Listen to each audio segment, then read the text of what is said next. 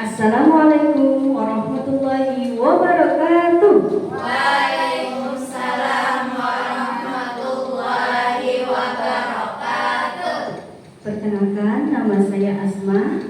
Saya berasal dari TK Negeri Pembina Daha Selatan. Hari ini saya akan berbagi untuk menyebarkan pemahaman dan penerapan pengalaman tentang budaya positif. Semangat ibu-ibu hari ini. Semangat. Alhamdulillah. Tepuk semangat dulu yuk. Tepuk semangat. Semangat. Semangat. Terima kasih. Saya ucapkan kepada ibu-ibu yang telah berhadir pada hari ini meluangkan waktu untuk mendengarkan materi saya.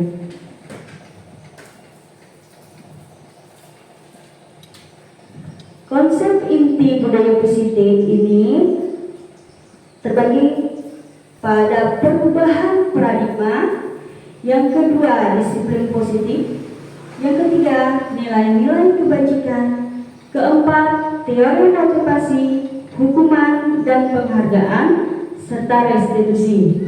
Yang kelima keyakinan kelas, kebutuhan dasar manusia dan dunia berkualitas. Yang ketujuh 5 posisi kontrol. Yang kedelapan adalah segitiga restitusi. Mari kita bahas satu persatu. Pembelajaran dengan paradigma baru.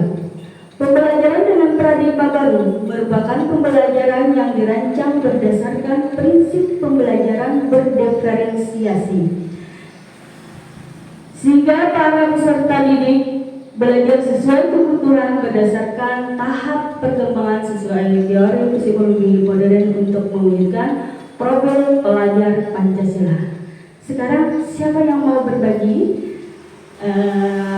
pengetahuan tentang pembelajaran berdiferensiasi? Ada? Ya, silahkan. Perkenalkan diri. Assalamualaikum warahmatullahi wabarakatuh. Waalaikumsalam warahmatullahi wabarakatuh. Nama saya Rusmiliana. Saya akan mencoba menjawabkan pembelajaran berdiferensiasi, Silahkan. ya, yaitu pembelajaran yang menggunakan berbagai metode pembelajaran untuk memenuhi kebutuhan setiap siswa sesuai dengan kebutuhan mereka. Iya, terima kasih Ibu. Benar sekali. Pembelajaran berdiferensiasi ini adalah tujuannya untuk individu murid kita memenuhi kebutuhan dasar mereka secara individu. Sehingga pembelajaran itu kan harusnya tidak satu kegiatan saja di dalam kelas, tapi bermacam-macam sesuai dengan minat, kebutuhan murid, kemudian sesuai profil belajar murid. Ada kan anak yang visual, ada apa Ibu? Siapa yang tahu ini profil belajar Ibu? Ada yang mau berbagi? Kalau tidak ada, saya yang berbagi. Ya, kalau profil belajar itu ada yang belajar visual, ada auditory, dan ada yang kinestetik. Jadi semua itu kalau pembelajaran berdiferensiasi itu harus mencakup semuanya, harus punya. Oh, ini kita rancang di kelas saya misalnya ada anak audio. Oh, pembelajarannya ini mempunyai tujuan yang sama tapi kegiatannya berbeda. Anak visual dapat melihat, bisa dia dengan melihat saja tertarik dia dengan benda-benda yang dilihatnya, kita rancang. Kemudian anak-anak yang kinestetik, mereka itu belajarnya harus bergerak. Jadi kita harus siapkan media pembelajaran, metodenya yang membuat anak itu tertarik untuk belajar dengan menggunakan gerakan tubuhnya. Iya, terima kasih Ibu. Sekarang pembelajaran dengan profil pelajar Pancasila. Nah, pelajar Pancasila ini ada berapa, Bu? Ibu tahu? Ya, ada 6. Bisa minta tolong dibacakan?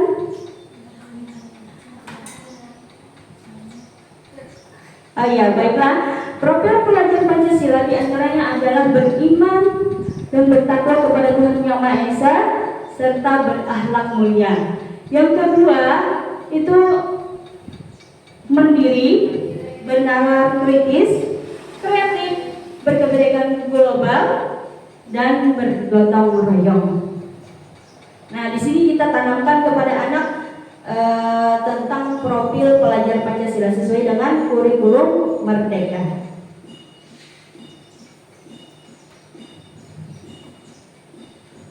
Ada miskonsepsi yang selama ini kita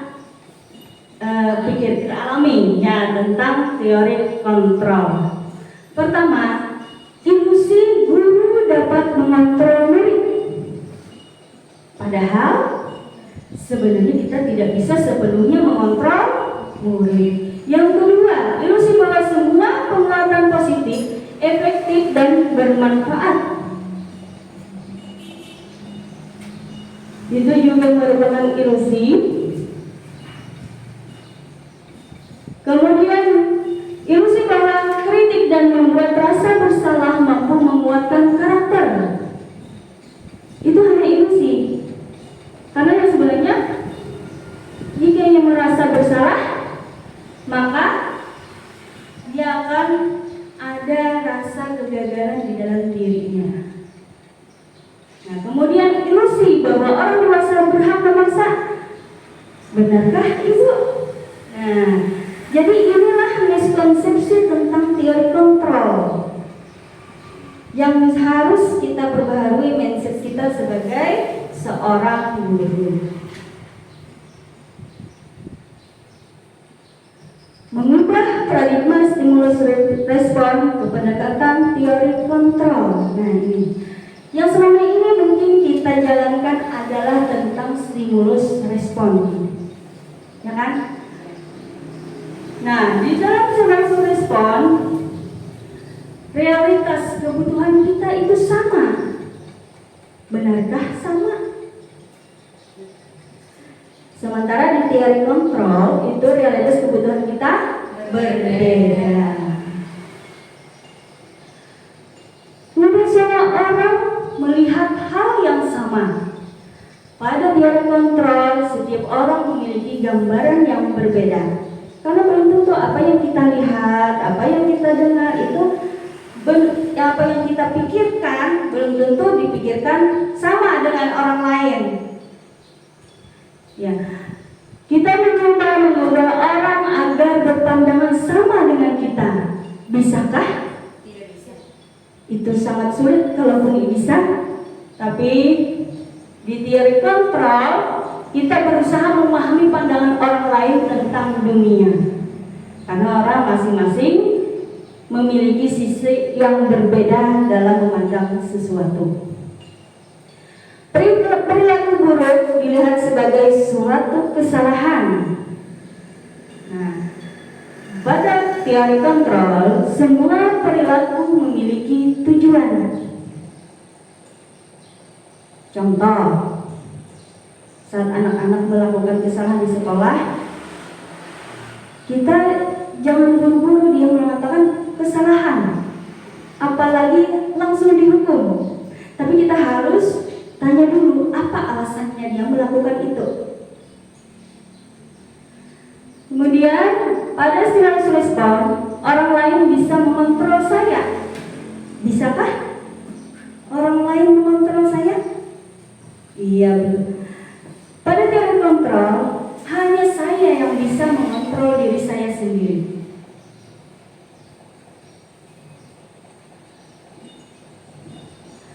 Pemaksaan ada pada saat bujukan gagal. Pada teori kontrol, kolaborasi dan konsensus menciptakan pilihan-pilihan baru. Pada stimulus respon, model berpikir menang kalah.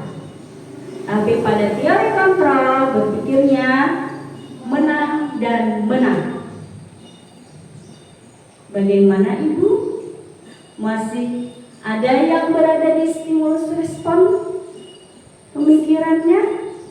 Masih? Iya masih. Semoga setelah materi ini kita semua dapat beralih kepada teori kontrol.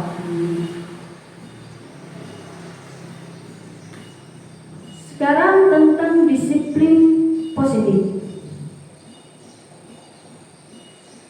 Disiplin, apa yang Ibu tahu tentang disiplin?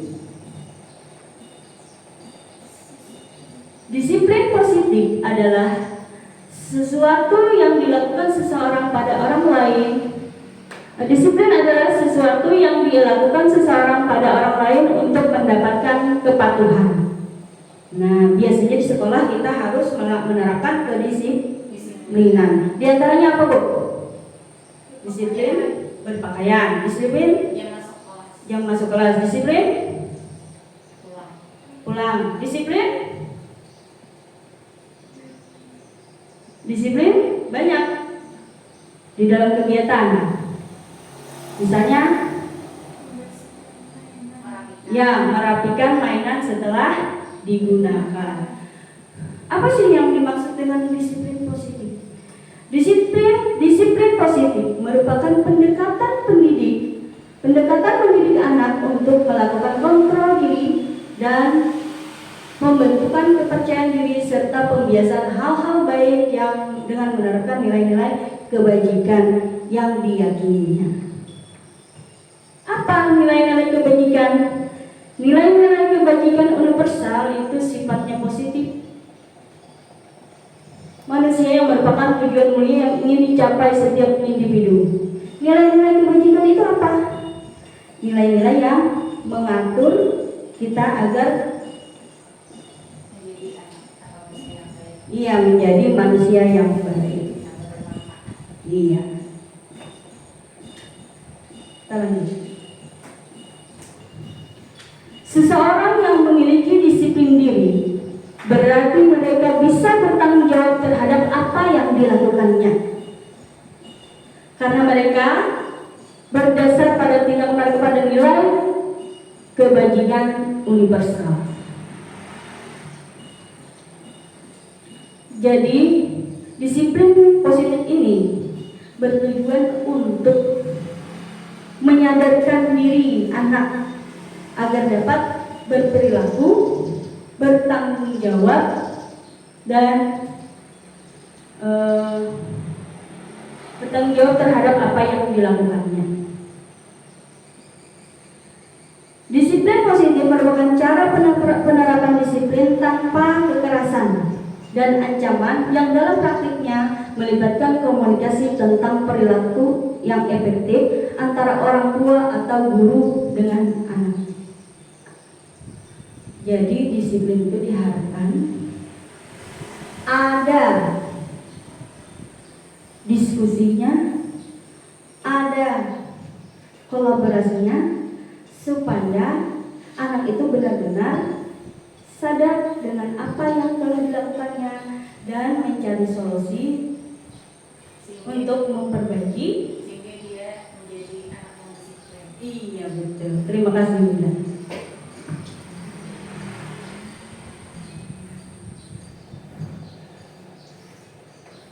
Nilai-nilai kebajikan adalah nilai-nilai yang disepakati bersama, lepas dari suku bangsa, agama maupun latar belakangnya.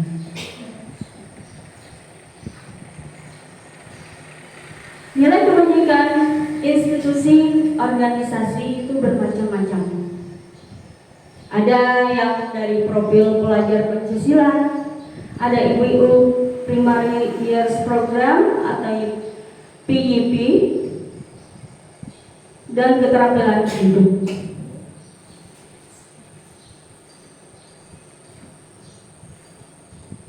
Kalau profil pelajar Pancasila tadi masih ingat? Ada beriman dan bertakwa kepada Tuhan Yang Maha Esa dan berakhlak mulia, berkebinekaan global, Mandiri, kreatif, dan bernalar kritis. Terima kasih. Kalau dari ibu sendiri agak berbeda, tapi masih menjunjung nilai-nilai kebajikan.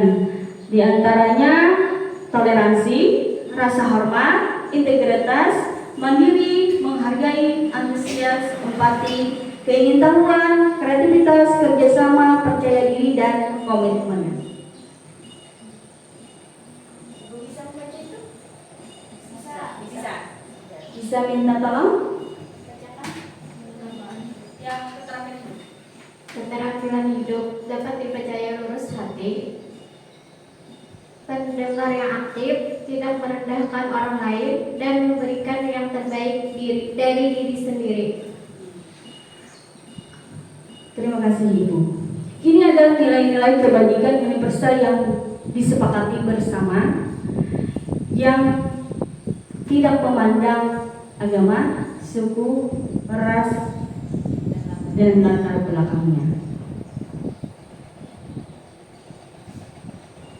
Sekarang kita beralih ke kebutuhan dasar manusia. Tadi saya singgung tentang jika anak melakukan kesalahan, pasti dia memiliki alasannya. Nah, jadi kebutuhan dasar manusia ini harus tercukupi, harus di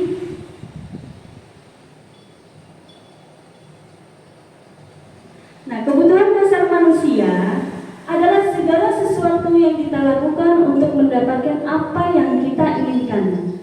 Seluruh tindakan yang kita lakukan memiliki tujuan tertentu, dan semua usaha terbaik yang kita lakukan adalah dalam rangka agar kebutuhan dasar kita dapat terpenuhi dengan baik.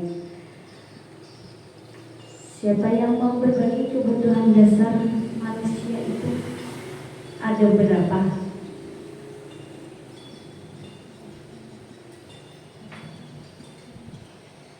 Baiklah, saya akan berbagi. Kebutuhan dasar manusia itu ada 5. Di antaranya, bertahan hidup, ya, kasih sayang, diterima, ya, penguasaan, kebebasan, Kesenangan.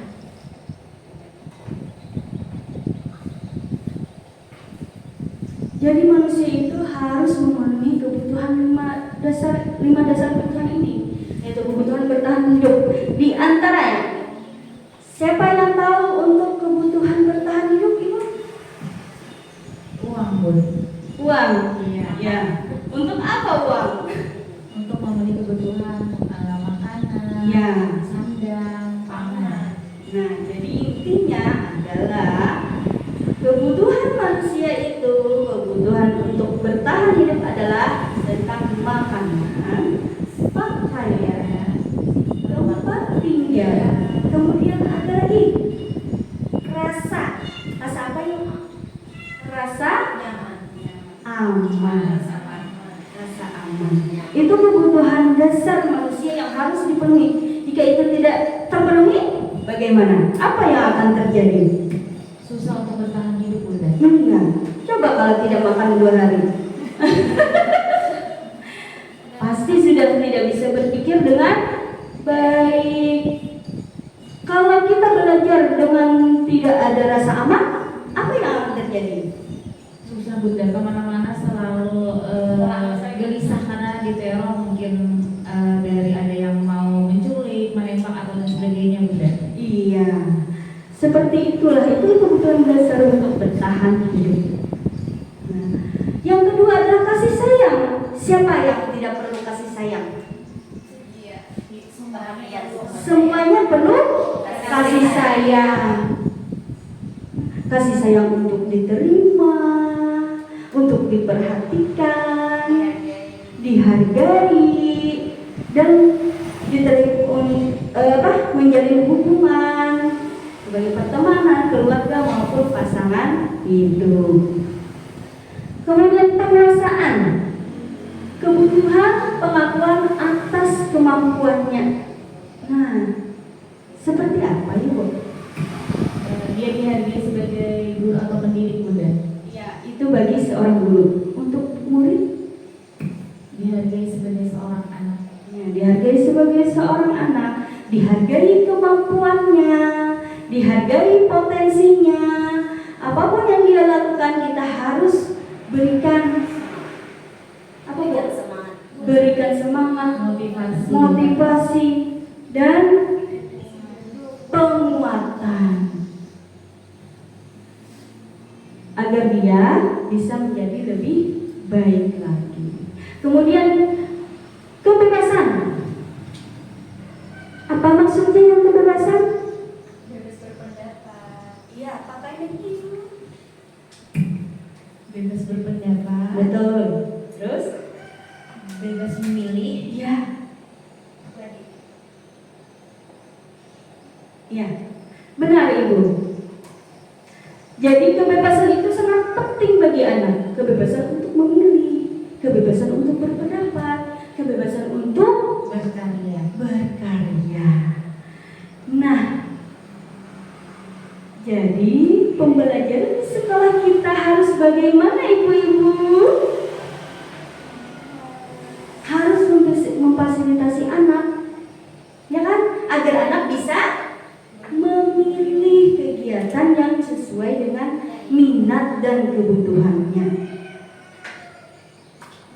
Kemudian kesenangan, kebutuhan untuk merasa senang. Semua orang pasti ingin senang, tertawa, bahagia. Nah, bagaimana kita menciptakan kebahagiaan itu? Sebagai seorang guru, agar kita misalnya anak bahagia di sekolah, bagaimana Ibu? Bisa ada yang berbagi? Dimulai kita dari guru, Bun. Kita sebagai guru harus dulu senang dan ceria, baru kita menularkan kesenangan kita ke anak. Kalau seandainya guru atau pendidik itu pun perilakunya suka marah atau sedih, itu imbasnya ke anak, Bun, biasanya. Benar Ibu, terima kasih banyak. Aplaus buat Ibu. Jadi sebagai guru, kita dulu harus senang agar kita bisa menyenangkan murid. Kalau guru datang ke sekolah sudah meramut, ada akhirnya marah-marah, apakah anak akan senang? Tidak. Jadi ibunya harus ceria dulu, senang dulu. Kemudian untuk pembelajaran supaya anak merasa senang, kita harus memberikan apa? Silakan.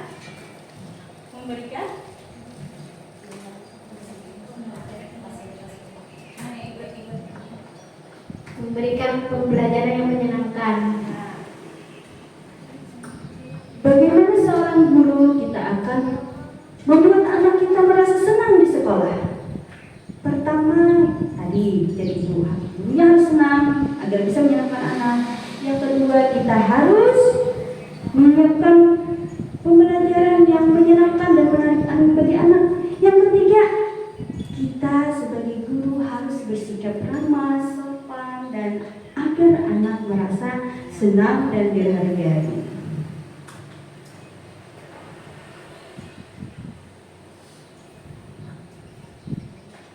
Motivasi perilaku manusia. Menurut teori kontrol, setiap individu memiliki kontrol yang berbeda pada dirinya sendiri. Sedangkan teori motivasi, hukuman, dan penghargaan, seseorang melakukan sesuatu pasti memiliki tujuan dan motivasi tertentu.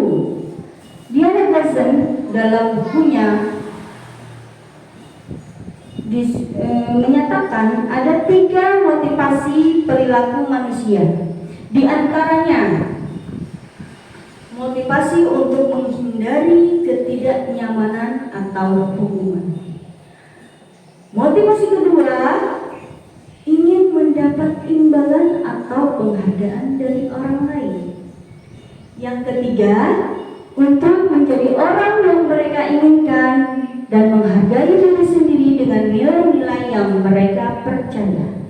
Kira-kira ibu nih condong kemana yuk? Kalau motivasi untuk menghindari hukuman dan untuk mendapatkan imbalan, apakah ini motivasi dari mana? Dari dalam atau dari luar?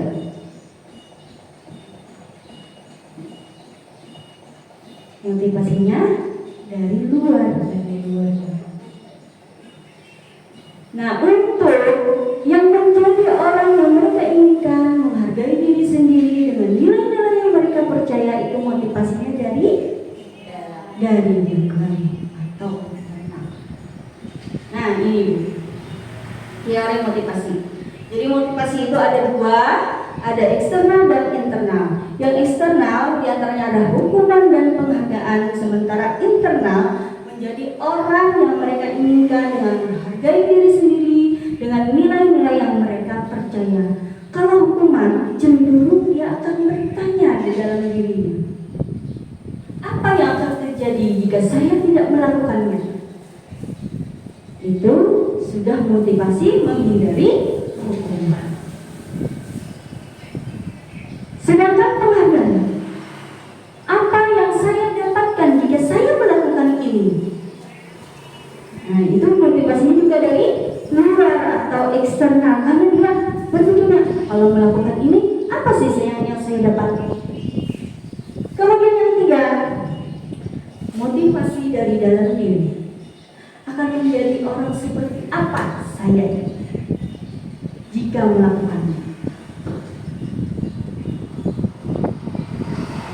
Yang bagusnya tadi, yang mana itu? Iya, motivasi dari dalam. Ini motivasi yang kuat. Kalau ada motivasi dari dalam, meskipun ada pengaruh dari luar dan segala macam, maka dia akan tetap pada tujuannya, dia akan fokus pada tujuannya. Iya. Jadi hukuman adalah suatu bentuk tindakan yang diberikan kepada individu atau kelompok atas kesalahan atau pelanggaran yang telah diberikan. Nah, itu hukuman. Apakah sama dengan konsekuensi? Sama. Ibu? Beda. Jadi ada yang sama, ada yang beda. Sekarang kita buktikan.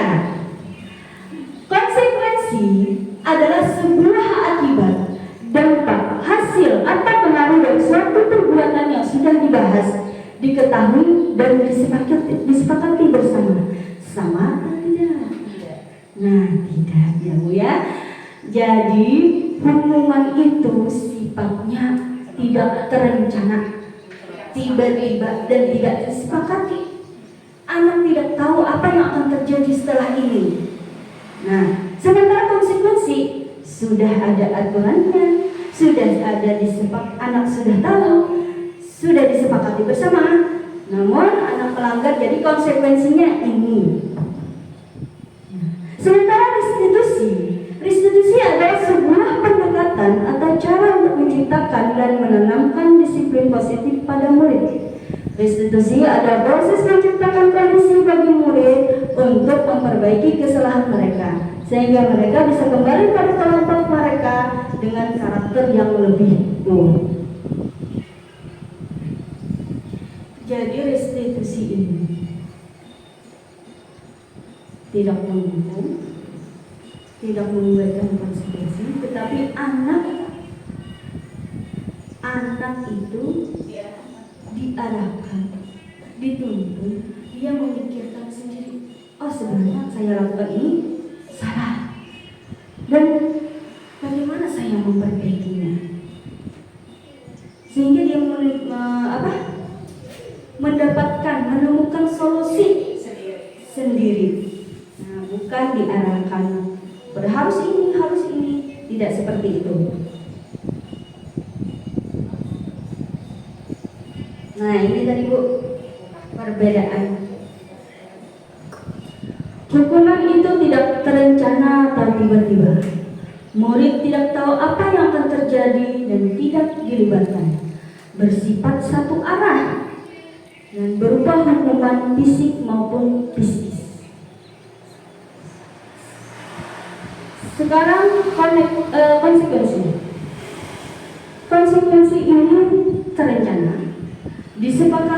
sesuai peraturan, murid tetap tidak merasa nyaman dengan adanya konsekuensi. Sikap guru selalu memonitor murid. Sedangkan restitusi adalah proses menciptakan kondisi bagi murid untuk memperbaiki kesalahan.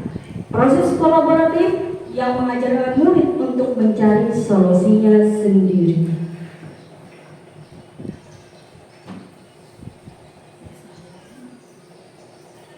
Nah, di sini kita akan membahas tentang identitas gagal dan identitas sukses. Hubungan dapat kita lihat di sini, identitasnya adalah identitas gagal. Karena dia akan merasa setelah dihukum, anak merasa, wah ini saya salah. Iya, saya merasa gagal. Nah, seperti itu. Dan untuk konsekuensi ini bersifatnya bisa gagal, bisa berhasil, bisa sukses. Tergantung bagaimana kita menjalankan konsekuensi. Nah, jadi di sini terlihat bahwa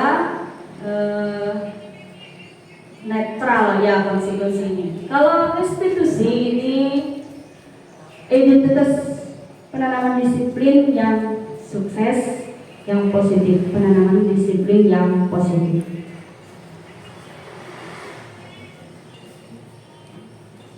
Nah, untuk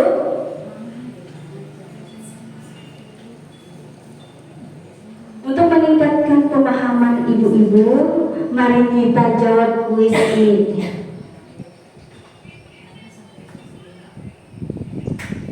Ya, ulun bacakan.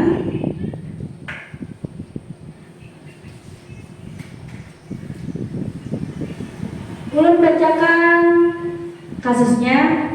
Biar pilih ini hukuman atau konsekuensi. Pertama, mencatat 100 kali di dalam buku kalimat saya tidak akan terlambat lagi karena terlambat ke sekolah. Hukuman atau konsekuensi?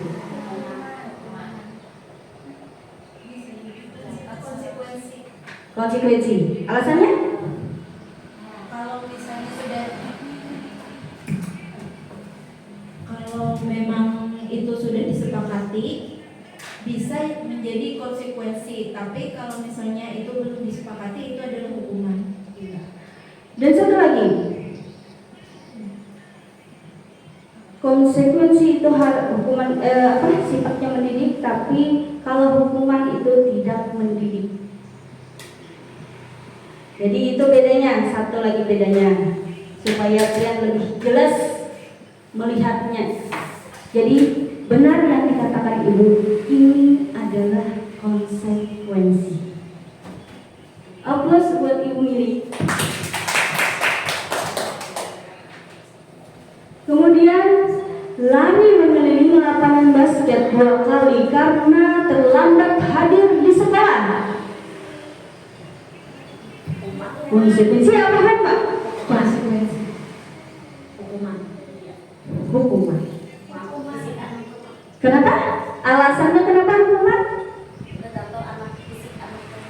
Iya, hukuman itu berupa fisik dan psikis dan tidak mendidik. Maksudnya Bu, tidak semua anak bisa diberikan lari mengelilingi lapangan karena kondisi anak berbeda-beda. Iya. Jadi tidak bisa dikatakan itu konsekuensi itu arahnya ke hukuman. Iya. Jadi ini memang benar dengan dikatakan Ibu Ati, ini adalah hukuman. Yang ketiga, membersihkan coretan yang dibuatnya di meja tulis. Konsekuensi. Iya, betul sekali, ini adalah konsekuensi.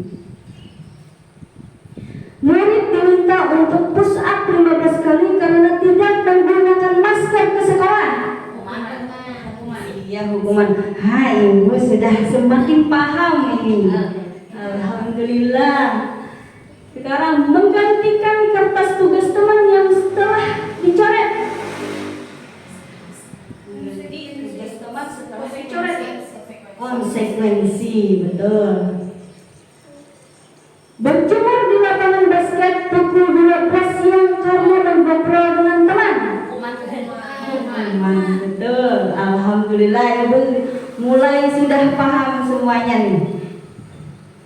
Murid diminta telanjang kaki sepanjang hari karena tidak menggunakan sepatu warna hitam sesuai peraturan sekolah. Hukuman. Jadi tidak semua anak bisa beli sepatu hitam, Bunda. Mungkin pernah dengar itu.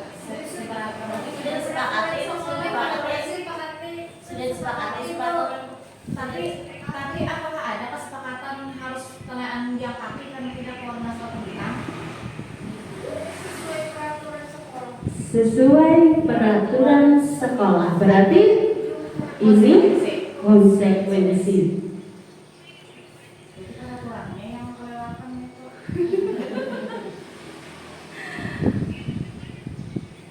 Berdiri di depan kelas sambil mengangkat kaki satu karena tidak bisa menjawab pertanyaan. Hukuman. Membersihkan tumpahan air di meja tulis karena tersenggol pada saat belajar. Konsekuensi. Kehilangan 10 menit jam istirahat untuk mengerjakan tugas karena terlambat datang dan tertinggal pelajaran selama 10 menit. Konsekuensi. Duduk di bangku di pinggir lapangan pada jam istirahat, tidak diizinkan bermain oleh guru piket karena mencederai teman saat bermain di lapangan. Konsekuensi. Terlambat hadir di pembelajaran dari 15 menit dan diminta untuk tinggal 15 menit sesudah kelas usai untuk membahas ketertinggalan pembelajaran. Konsekuensi. Lari mengelilingi lapangan basket 2 kali karena terlambat 10 menit untuk pembelajaran PJOK. Konsekuensi. Membersihkan WC sekolah karena mematahkan pensil kawannya. Hukuman. Alhamdulillah ibu-ibu di sini sudah sangat memahami tentang hukuman dan konsekuensi. Nah, sekarang ini tadi ada motivasi tentang penghargaan. Ternyata penghargaan itu ada memiliki dampak buruk. Di antaranya, Ibu bisa membacakan? Pengaruh jangka pendek dan jangka panjang. Penghargaan tidak efektif. 3. Penghargaan merusak hubungan. 4. Penghargaan mengurangi ketepatan. 5. Penghargaan mematikan kreativitas. 6. Penghargaan menghukum. Terima kasih Ibu.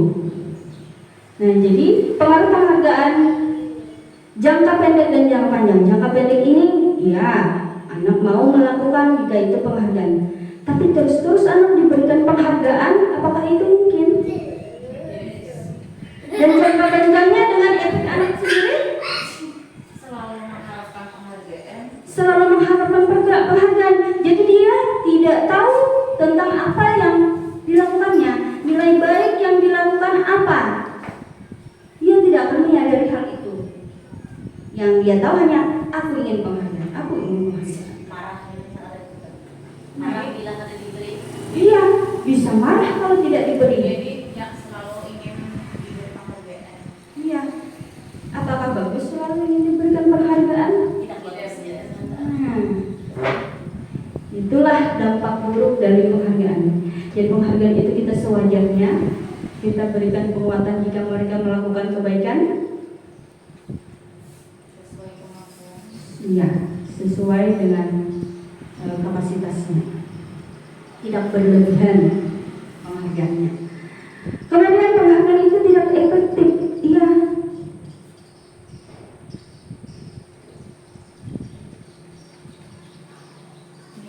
Mungkin kan Bunda kalau anak juara 1 diberikan HP itu termasuk yang tidak efektif, Bunda. Misal, ya, apakah itu termasuk dampak buruk penghargaan? tergantung. Jika memang itu dibutuhkan untuk kegiatan dia pembelajaran. Oh iya, misalkan dia seperti anak saya kemarin waktu bantu-bantu saya, jadi saya karena dia sudah masuk SMK Bun, jadi saya berikan untuk dia lebih fokus mengerjakan tugas saya. Nah itu gak apa-apa, karena kan tujuannya adalah untuk kebaikan dia, untuk memperlancar pembelajaran dia secara daring. Tidak apa-apa, tapi jangan keterusan. Tapi selalu dikontrol. Iya, selalu dikontrol. Penghargaan juga merusak hubungan. Maksudnya apa ya? Contohnya mungkin penghargaan untuk adiknya, tapi kakaknya juga memberikan andil. Misalnya begini juga di rumah saya itu kan ada kakak sama adiknya, jadi saya coba tolong makasih kata saya sama kakaknya, tolong cuci piring. Bunda mau rapat dulu, jadi ada yang sapu, ada yang cuci, jadi sama-sama. Jadi waktu itu kan cuci piringnya itu banyak Bun, jadi saya beri uang lebih kepada yang banyak cuci piring. Jadi dibilang saya juga bersihkan rapikan rumah. Jadi mungkin itu penghargaan yang merusak hubungan gabung dengan kakak sama adiknya. Benar, itu juga salah satunya. Penghargaan yang merusak. Jadinya kan dia sama kakaknya iri kan? Iya. Nah, itu penghargaan yang merusak hubungan. Sama halnya kalau kita di sekolah. Kalau dapat ini, kalau bisa ini, anak-anak akan ibu beri hadiah. Akhirnya yang bisa, yang cepat, dia akan mendapatkan terus.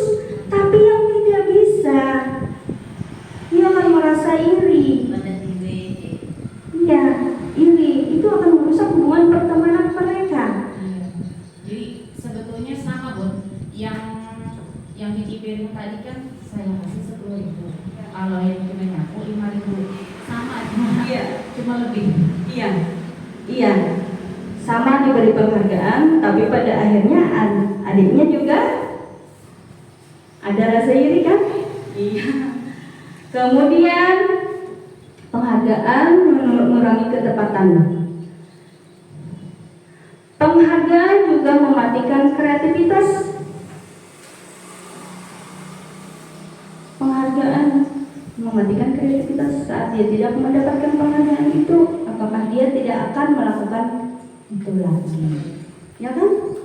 Selalu teman yang mendapatkan penghargaan, saya tidak pernah, saya tidak mau lagi ikut seperti itu, tidak mau.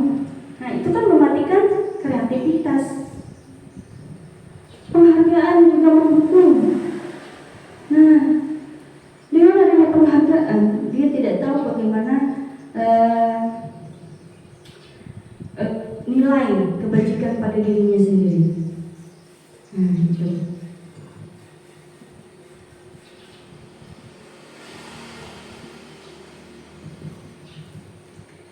Sekarang posisi kontrol. Posisi kontrol ini ada 5, diantaranya penghukum. Yang kedua, membuat merasa bersalah. Yang ketiga, sebagai teman. Yang keempat, pemantau. Yang kelima adalah manajer. Penghukum. Bagaimana itu? Ada yang tahu? Posisi kontrol sebagai penghukum. Dia ketat. Kalau kamu tidak begini, maka hukum begini.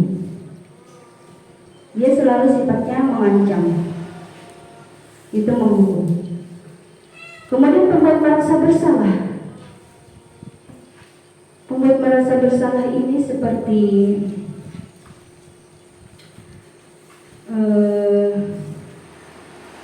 memojokkan anak. Nah itu seperti memojokkan anak. Kemudian sebagai teman ini sifat counternya, contohnya, ayolah demi ibu, kalau tidak nanti ibu ditegur kepala sekolah. Sebagai pemantau, dia melaksanakan konsekuensi. Karena kamu hari ini terlambat ke sekolah, jadi kamu harus sesuai peraturan keyakinan kelas kita. Nah, kemudian manajer ini seperti apa?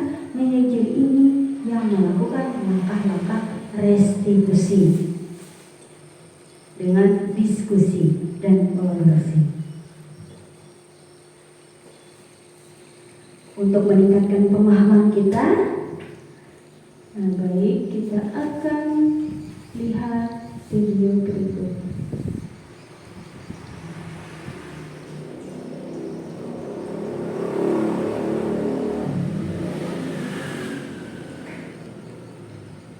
Selanjutnya,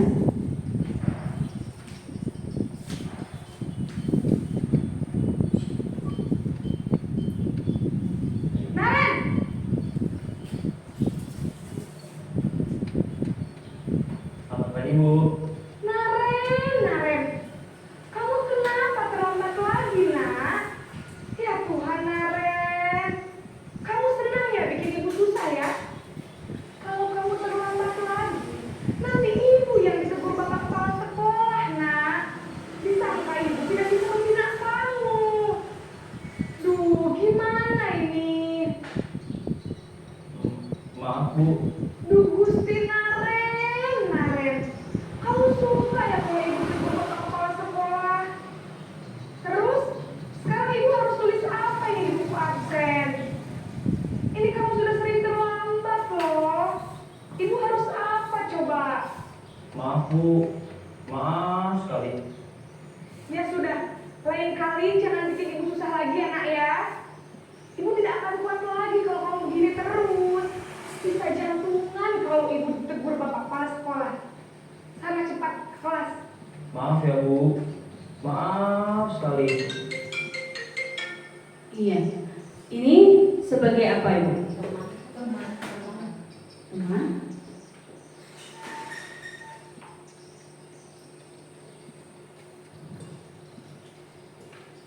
Ini membuat merasa bersalah karena dia memojokkan.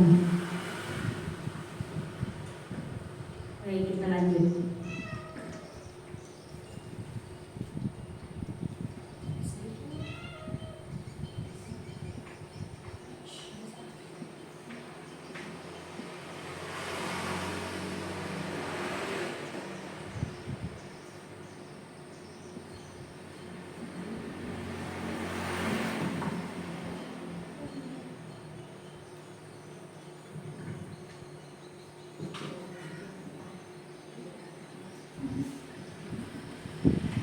Baik ibu-ibu, kita sudah lama duduk, mari kita berdiri sejenak, kita melakukan peregangan bersama-sama. Nafas berbakteri tidak masalah, gunakan pulsa untuk mendengar.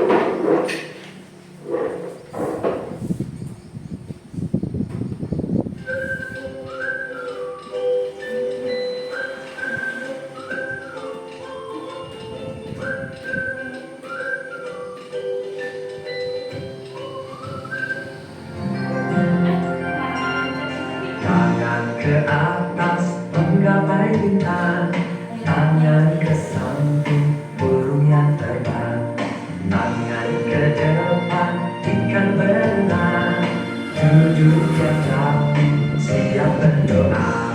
Takut-takutan tangan diputar, gulung-gulung tangan digulung, bulan melekat di tangan pundak, kanan kiri atas bawah dia berdoa. Satu jari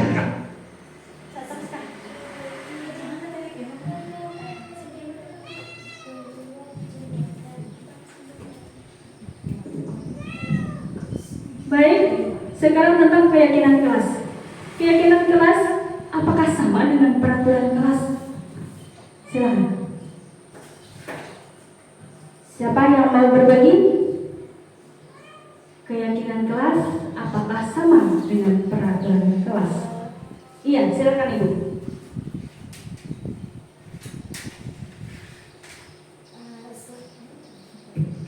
Assalamualaikum warahmatullahi wabarakatuh. Waalaikumsalam warahmatullahi wabarakatuh. Nama saya Nurdiani. Di sini saya ingin menjawab tentang perbedaan keyakinan kelas dan peraturan kelas. Iya. Di mana keyakinan kelas itu dibuat bersama dan disepakati bersama. Sedangkan peraturan kelas dibuat oleh sekolah, anak hanya menjalankannya saja. Iya, terima kasih. Aplaus buat Bunda. Jadi benar memang keyakinan kelas itu disepakati dan dibuat bersama-sama. Tapi jika peraturan biasanya hanya satu arah, dari sekolah yang menentukan dan anak-anak hanya menjalankannya. Dalam pembentukan keyakinan kelas itu, keyakinan kelas itu bersifat abstrak, berupa pernyataan universal, dibuat dalam pernyataan positif sedikit saja agar mudah diingat, sesuai dengan kondisi kelas dan sekolah sehingga mudah diterapkan. Semua warga sekolah atau warga kelas dilibatkan saat membuat keyakinan kelas. Contohnya seperti apa keyakinan yang dibuat di kelas? Misalnya tentang kedisiplinan, hadir tepat waktu. Kemudian apa lagi? Bertanggung. Contohnya seperti apa bertanggung jawab di dalam kelas? Iya, membereskan mainan setelah permainan, membuang sampah pada tempatnya. Nah, ini semua itu adalah nilai-nilai positif, nilai kebajikan universal yang kita terapkan di sekolah sebagai keyakinan kelas. Disiplin, bertanggung jawab, saling menghargai. Bagaimana saling menghargai? Ya, mandiri juga. Itu sebuah keyakinan kelas. Jadi anak-anak kita hari ini harus mandiri. Bagaimana mandiri kita jabarkan. Dan yang membuat kesepakatan kelas itu, membuat keyakinan kelas itu, guru besar bersama dengan murid. Jadi dilaksanakan juga oleh semuanya. Yang guru melaksanakan, murid juga melaksanakan. Segitiga restitusi, suatu proses dialog yang dijalankan guru atau orang tua agar dapat menghasilkan murid yang mandiri dan bertanggung jawab. Nah, segitiga restitusi ini terdiri dari 3 langkah. Pertama, menstabilkan identitas. Yang kedua, memvalidasi tindakan yang salah. Yang ketiga, menanyakan keyakinan. Jadi, kalau misalnya anak berbuat salah, kita lakukan restitusi. Dengan langkah-langkah menstabilkan identitas itu seperti apa? Menstabilkan identitas itu seperti anak ini kan sudah dilaporkan merasa bersalah. Untuk menstabilkan itu, agar anak tidak menjadi gagal, dia merasa sukses, maka kita akan menstabilkan dengan cara tidak apa-apa nak berbuat salah, manusiawi sudah berbuat salah, tapi dari kesalahan itu kita akan memperbaikinya dan mengambil pelajaran dari itu. Nah, itu menstabilkan identitas. Yang kedua, memvalidasi tindakan yang salah. Bagaimana caranya? Contohnya, hari ini anak ibu benar melakukan ini. Menurut anak ibu, apakah itu suatu kesalahan? Misalnya dia datang terlambat, apakah datang terlambat ke sekolah adalah suatu kesalahan? Nah, kemudian ditanyakan lagi itu, alasannya apa? Tidak, alasan itu adalah memvalidasi tindakan yang salah. Alasannya, kemudian dia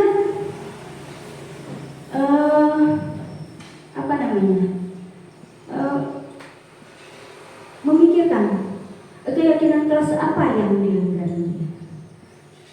Itu sudah masuk ke menanyakan keyakinan. Nah, jadi ini menstabilkan identitas adalah mengubah tindakan anak dari orang yang gagal menjadi orang yang sukses. Hal terbaik apa sebenarnya yang bisa dilakukan oleh murid untuk memperbaiki kesalahannya? Pada tahap ini guru akan bertanya, berbuat salah itu manusiawi. Ibu pernah berbuat salah, namun dari kesalahan itu kita dapat mengambil pelajaran dan berjanji tidak mengulanginya. Validasi tindakan adalah suatu tahapan yang bertujuan untuk mendorong murid agar lebih terbuka dalam mengungkapkan atau mencari masalah mereka, sehingga guru memahami alasan murid melakukan tindakan. Seperti mengatakan, kamu pasti punya alasan melakukan itu, coba cerita kepada ibu apa alasannya. Yang ketiga tadi menanyakan keyakinan. Ini merupakan tahap akhir, yaitu bertujuan untuk mendorong motivasi intrinsik murid melalui pertanyaan yang dikaitkan dengan nilai-nilai kebajikan yang diyakininya. Seperti, apa kamu ingat tentang keyakinan kelas kita? Kamu mau jadi orang seperti apa? Nah, seperti itu. Nah, ini video tentang pelaksanaan restitusi.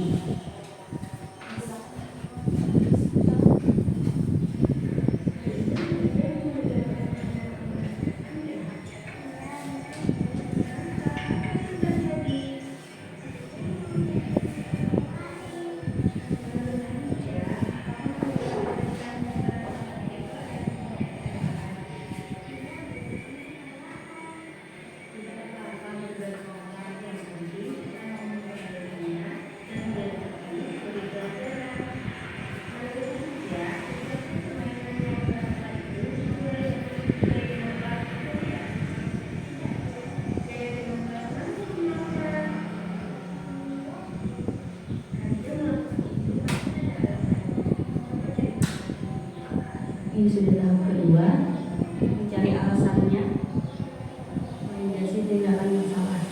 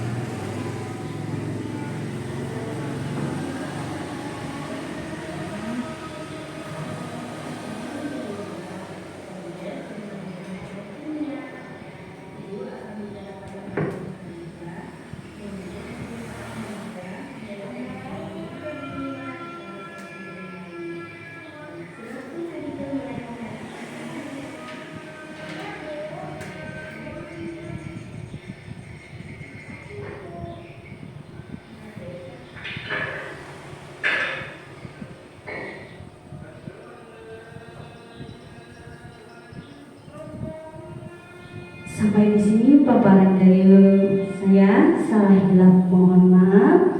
Wabillahi taufiq wal hidayah. Wassalamualaikum warahmatullahi wabarakatuh.